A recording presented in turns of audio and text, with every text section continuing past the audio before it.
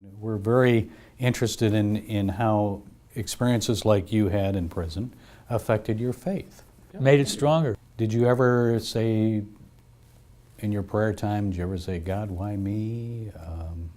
Well, I've read books about when when bad things happen to good people. I didn't question why it was happening to me in a religious context, because God is not responsible for the bad actions of people. I don't believe that. People have to take responsibility for their own actions.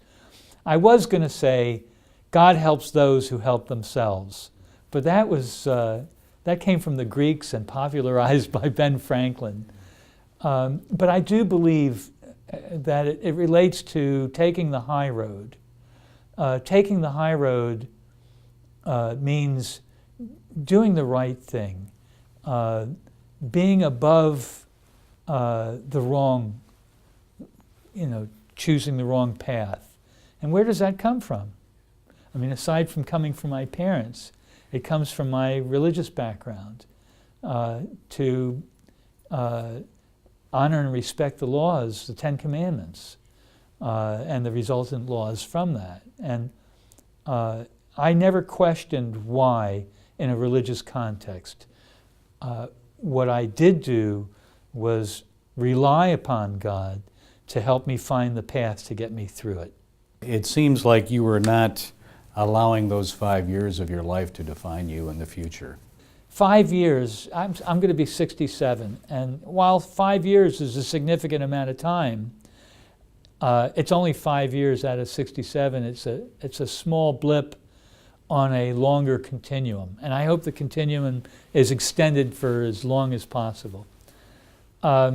Just like I'm not to be defined by my experience in Cuba. I've worked in 54 countries over the last 35 years.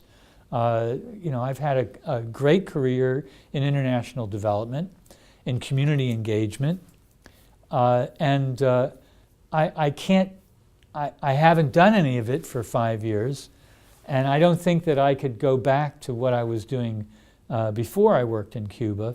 Finally, we did quite a few stories about you over the years, and many of our supporters and viewers were praying for you. What would you like to say to them? What I've been saying to people all over the country: thank you. I felt your prayers. It was so important to me to know that I wasn't forgotten. Since I've been back, people have been approaching me, especially right after I returned, and they'd say, welcome home, pat me on the shoulder, thank you for your service. You can't imagine how hard we worked to get you out, how hard we prayed for you. And I didn't understand it. What was all this attention? What was all this hullabaloo about? And then I realized that people were invested in me through their activities, through their prayers. At the very least, they were emotionally invested in me. And when I descended the stairs of Air Force One Alternative at Andrews, I represented a return on that investment. How often do we get to see returns on such investments? And so I understood, it was an epiphany for me. I will never know who all of the people were who helped to get me out. I will never be able to thank everyone, although I'm trying my best to do just that. And we thank God. So, yes, absolutely. Absolutely. So thank you so much for being with us today.